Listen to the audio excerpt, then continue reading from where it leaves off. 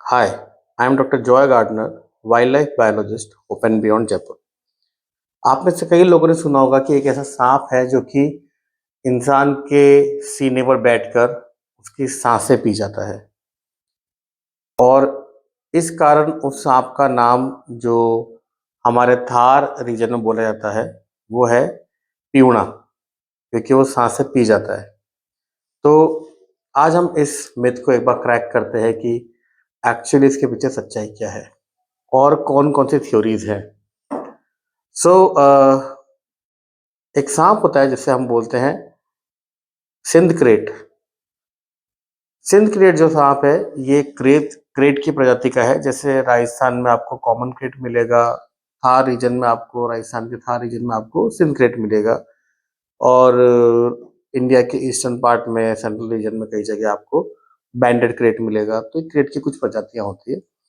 जितने भी क्रेट्स होते हैं वो सारे न्यूरोटॉक्सिक होते हैं। तो इनमें जो वेनम होता है वो न्यूरोटॉक्सिन होता है और वो जो न्यूरोटॉक्सिक वेनम है वो आपके नर्वस सिस्टम के ऊपर असर करता है और इनके बाइट होने के बाद में इंसान को पैरालिसिस होना शुरू होता है, लकवा मारना शुरू होता है, पेट में दर्द होता है, गर्दन नहीं संभाली जाती, इस टाइप के सिम्टम्स आते हैं।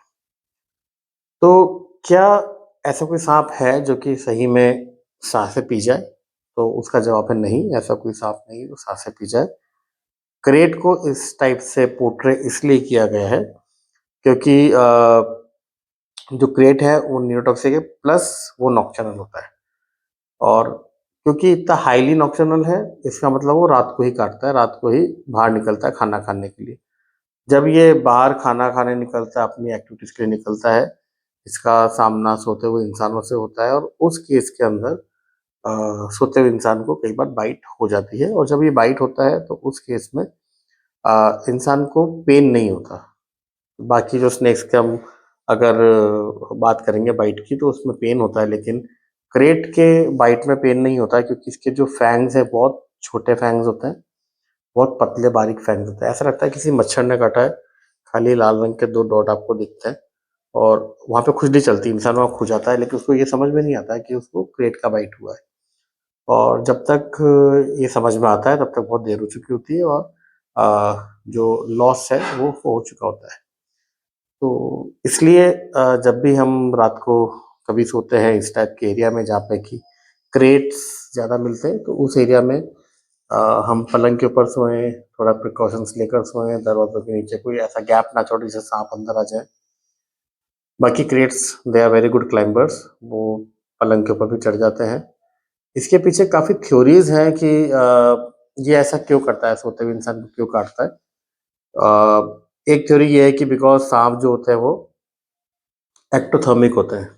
जैसे हम इंसान हैं, हम लोग एंडोथर्मिक्स हैं। एंडोथर्मिक मतलब हम लोग अपने बॉडी का टेम्परेचर खुद मेंटेन कर सकते हैं।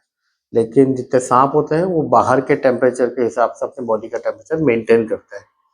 तो इस रीज़न की वजह से जिस एरिया में ये साँप मिलता है वो पूरा सैंडी एरिया है, मिट्टी वाला एरिया होता है और मिट्टी जो होती है वो जल्दी ठंडी हो जाती है।